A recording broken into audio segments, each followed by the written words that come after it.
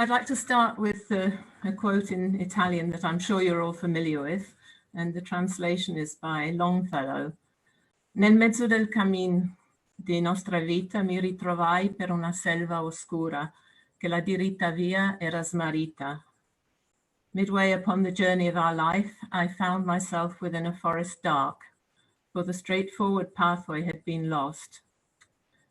These words from Dante Alighieri's Divina Commedia reflect the way I feel this evening as we stare into the void as the future of our country and our position on the world stage is reduced and our children and grandchildren are being deprived of the rights that have so enriched our lives.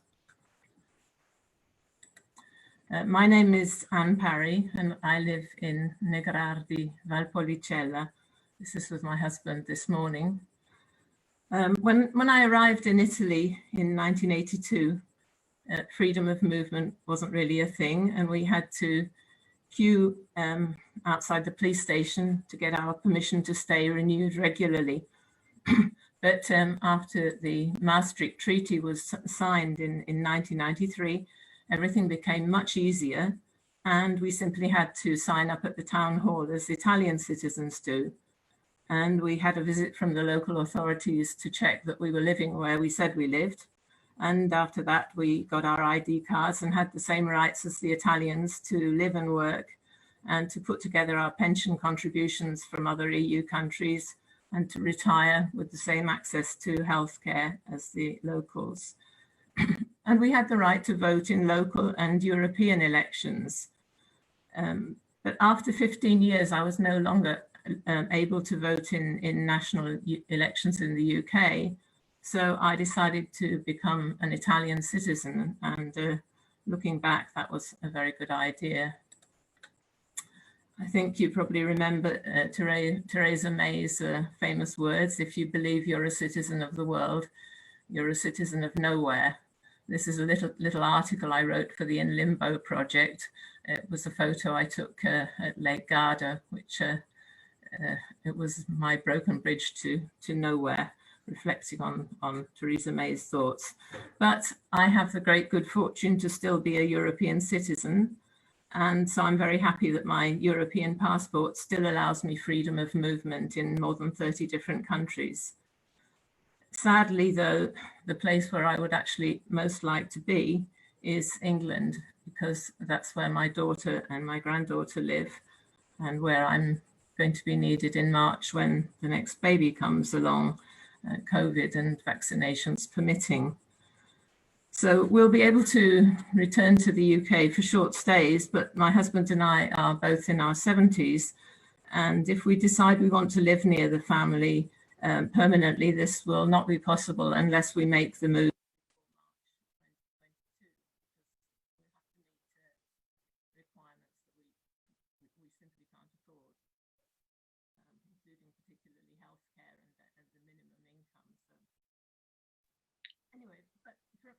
To some extent, we're very fortunate because, as I say, I am still a European citizen. And some of our friends are not so fortunate. They haven't applied for Italian citizenship, or they're still in the middle of their applications because they didn't actually ever need to apply, because the European citizenship guaranteed their rights to live in Italy and to work here. So they asked me to read out some of their messages. And I'd like to do that in the same way as we carried their names on our banners when we marched against Brexit in Rome and in Florence and in London. So these are some of the people we marched with. And I'll read the words from Etsuko, who lives in Rome. Today at midnight, I'll be saying goodbye to the year 2020. But I will also be saying goodbye to my EU citizenship. Goodbye to the freedom of movement in EU 27 countries. I will no longer be able to retire in Portugal as I always dreamed of. Goodbye to my right to vote for the local elections here in Italy. Looks like I no longer count as a person. Goodbye to sending French buffalo mozzarella cheese from Agropoli and prosciutto San Daniele to my friends in the UK, as sending fresh foodstuff is about to become all too complicated. Goodbye to my UK bank account, as banks no longer seem able to do business with me after the transition period. Goodbye to the EU passport that gave us fast track when traveling in Europe. Goodbye to being in control, as I no longer understand what will happen tomorrow. It's New Year, but I'm in mourning. Denise, who's the lady you can see in Norcia standing under the pillar with the European flag at the time of the coup, when we thought that Parliament was not going to meet again. She sent these words: "Tonight, the UK says goodbye to a friend. Some might say a better friend than it deserves. In this goodbye, much will be lost, and the UK will be poorer for it, not just financially, but in the loss of a belonging, of collective effort. The saddest thing about this is that it didn't have to happen. I have to believe that this departure is not an ending, but rather a path which will eventually lead to a new beginning, one which can lead to a stronger relationship and a place where friendships can truly be appreciated, their strengths acknowledged, and the value of that friendship recognized. Saying goodbye does not mean you are no longer my friend. Saying goodbye does not mean our relationship is dead. Saying goodbye doesn't mean forever. Saying goodbye doesn't mean it is the end. Saying goodbye means I will really miss you until the time comes when we can be together again." Hugh Ward Perkins has been the director of the Conservatory in Verona, and he's worked a lot with exchange programs. So he's asked me to say these words: "Among the many who have just been denied freedom of movement are British university students. With the UK pulling out of the Erasmus programme, they will no longer benefit from so many opportunities for widening their horizons, all offered on their very doorstep. Very sad and senseless." Another friend, Amit, wrong way. Amit Kothari attended a European school, as did Ursula von der Leyen and Boris Johnson. And he's asked me to read the words which express the essential aims of the European schools, which have been sealed in parchment into the foundation stones of all the schools. Educated side by side, untroubled from infancy by divisive prejudices, acquainted with all that is great and good in the different cultures, it will be borne in upon them as they mature that they belong together. Without ceasing to look to their own lands with love and pride, they will become in mind Europeans, schooled and ready to complete and consolidate the work of their fathers before them, to bring them into being a united and thriving Europe. Not quite sure what happened to Boris Johnson there, but perhaps he wasn't paying attention. Okay. Over the years since the referendum, I've worked with many wonderful groups of people whose lives have been thrown upside down by the choice of a small majority of people who clearly knew very little about the four freedoms at the heart of the European peace project and what they would be giving up by leaving the Union.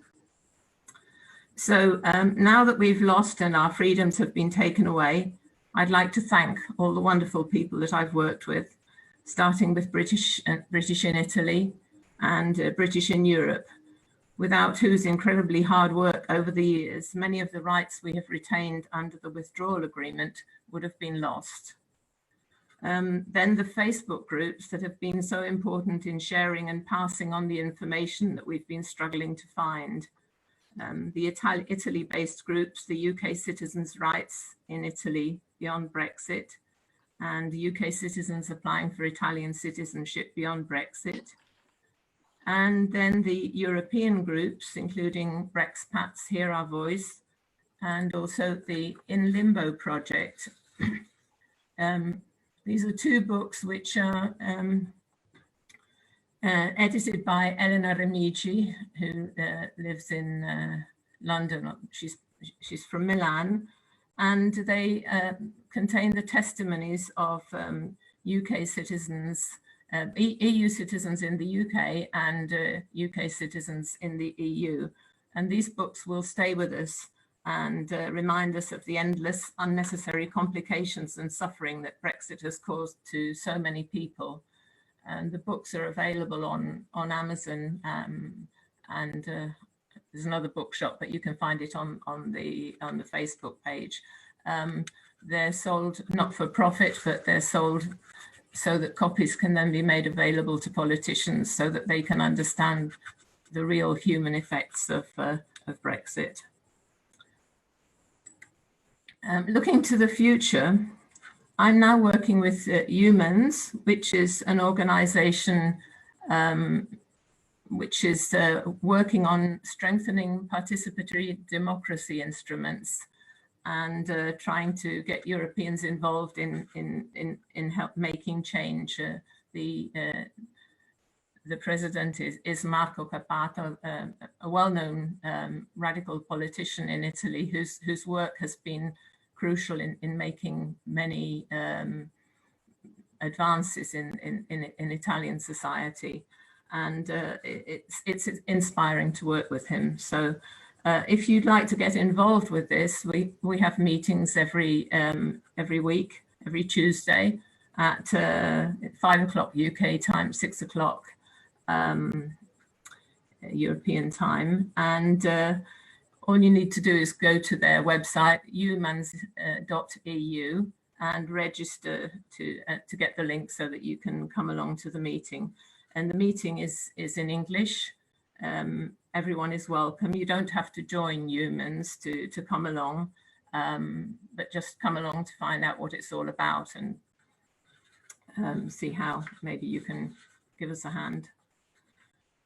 My sister Liz lives in Malaga, and she says, I've been trying to think of something positive to say tonight, but we all know there's nothing positive to be said about Brexit.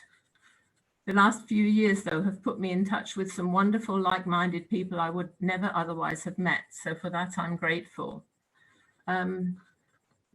Obviously, meeting wonderful people over the past 4 years has been a huge boost, a consolation to us. But there's been more than that. I think that many of us are so much better informed about the EU. I think before Brexit, many of us, me included, really had no idea how it worked. And so it's been wonderful to be able to learn more about how it works. I'll just stop the sharing and show you, if you can see this book. This is a book that I translated at the beginning, Why Europe, which is by Antonio Padua Schioppa, Perché l'Europa. And this was a book which was published just before the European elections. And it contains all the information that, well, a lot of which we didn't know. But as people once knew and maybe seem to have forgotten, one of the great founders of the European dream, Altiero Spinelli, who was imprisoned on the island of Ventotene during the war, laid out his plans for the European community to bring peace to Europe based on his reading of books by top British federalists. And I doubt that they would be happy to see how the UK has decided to strip its citizens of their rights this evening. But the books are still there, and we can look to them for inspiration for the future. I'll just, if I may, show you another picture, which is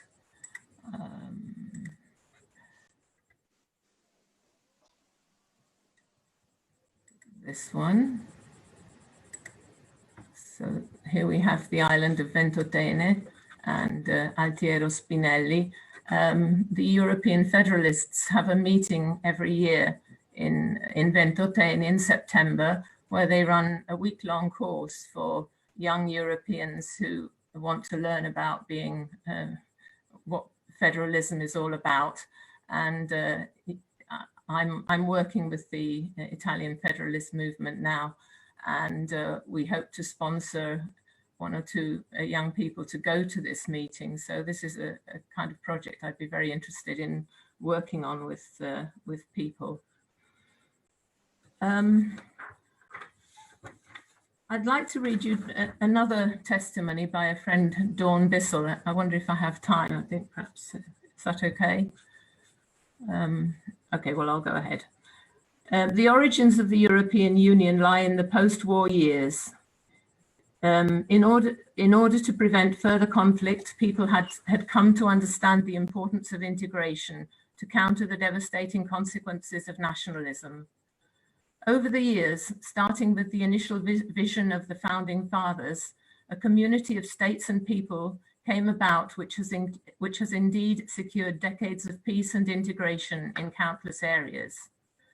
Our shared values have resulted in joint decisions and projects which have shaped the lives of millions of people for the better, from the economic advantages of frictionless trade in the single market to small local projects which really make a difference in communities on the ground. Cooperation in fields such as security, research, culture, infrastructure, and food security has bestowed upon us protections and benefits that we would not otherwise have had. The opportunities afforded to us by freedom of movement in terms of living, studying, and working in other member states are infinite. Unfortunately, this vision and this reality have been manipulated and misrepresented thanks to personal interests, ignorance, and fear, culminating in the flawed Brexit referendum.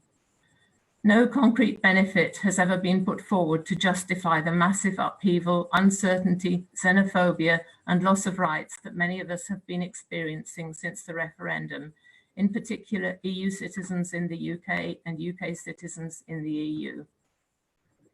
The economic costs of Brexit to date are astounding. Countless businesses and jobs have already been lost. The removal of EU citizenship is mourned by millions of Britons as a painful loss imposed on us by others, often affecting our mental health. To be robbed of our identity, to be denied opportunities and life plans for ourselves and for our children is not something we are able to merely accept in the name of regaining sovereignty, something which we never actually lost in the first place. Unfortunately, the functioning of the EU has never been fully understood by many people who voted for Brexit, with many even now believing that rules are foisted on helpless British citizens by evil foreign bureaucrats. We have always had a voice, a vote, and a veto in decisions, but the lies drip-fed by the right-wing media are easier to absorb than actively Googling the EU decision-making process. I am angry and heartbroken that it has come to this, and that in a few hours, the country of my birth, my family and my friends will no longer be part of the EU family.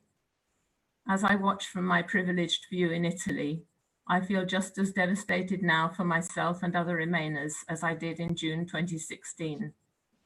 Many of us did what we could to stop this, and though we have formed new friendships along the way, ultimately, we have failed to make the majority see reason. Let us, however, be comforted that so many of us recognize and share the values promoted by the European Union and have found a voice. Be comforted also that various EU representatives have promised to look after our star. Shown here projected on the White Cliffs of Dover, and that they will keep a light on for us until we find our way home. So with those words, I'd like to wish everybody a very happy COVID-free New Year. Please keep the faith and viva l'Europa. Thank you.